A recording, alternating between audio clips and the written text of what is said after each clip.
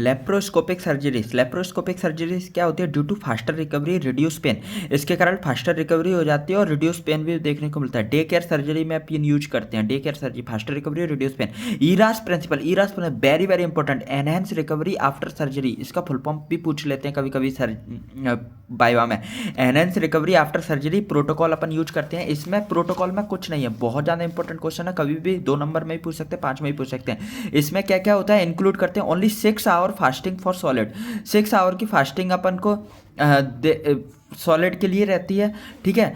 Clear fluid 2 hours, clear fluid, CO2 drink अपन दे देते हैं, ठीक है। Avoid drinking following surgery, avoid drainage अपन अवॉइड करते हैं फॉलोइंग सर्जरी के बाद। Control postoperative nausea and vomiting को कंट्रोल करेंगे मेडिकेशन की मदद से।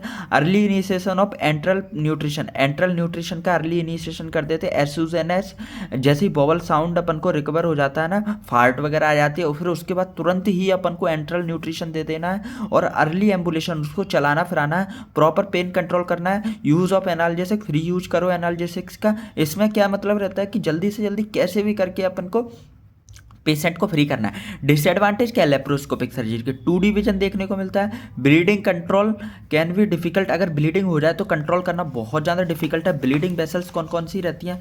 अब देखो, ब्लीडिंग वेसल्स अपनी insert gauze through port and put pressure के कारण इंसर्ट गॉज कर दो, है ना। अगर कहीं पे भी वेसल्स ब्लीड हो जाए तो इंसर्ट गॉज करना है और पुट प्रेशर देना है। कोगुलेट करना है, कोगुलेट, ठीक है, उसको कोगुलेट करना है। टॉपिकल हीमोस्टेट, बॉट्रोक्लॉट और सर्जिसेल, बॉट्रोक्लॉट और सर्जिसेल अपन यूज करते हैं। टॉपिकल हीमोस्टेट, बॉट्रोक्लॉट और सर्जिसेल, कोगुलेट और गॉज देना है, पुट प्रेशर, ठीक है। कोगुलेट करना है बॉट्रोक्लॉट और सर्जिसेल, ठीक है। ब्लीडिंग फ्रॉम द ट्रोकार साइट, अगर ट्रोकार साइट से ब्लीड हो जाए तो बेस्ट मेथड क्या है? एनलार्ज कर दो इंसिजन को, इंसिजन एनलार्ज कर दो और स्टॉप ब्लीडिंग कर दो, स्टॉप ब्लीडर अंडर विजन, ठीक है। इंसर्ट फॉले, और या तो अपन फॉले इंसर्ट कर दो और उसको बलून कर दो, तो उसके बाद वो टेम्पोनाट इफेक्ट देता है, ठीक है। Insert needle from the side and hitch them up, और क्या कर दो, साइड से क्या करो अपन, नीडल इंसर्ट कर दो और उसे बंद कर दो, ठीक है। CO2 रिटेंशन भी हो जाता है कभी कभी। CO2 रिटेंशन के कारण क्या होता है?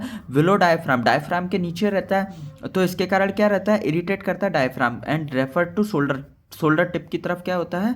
शोल्डर टिप की तरफ अपना पेन देखने को मिलता है, ठीक है। Below the diaphragm, irritate diaphragm and referred pain to shoulder tip. Loss of tactile feedback अपने को लॉस देखने को मिलता है। Thank you.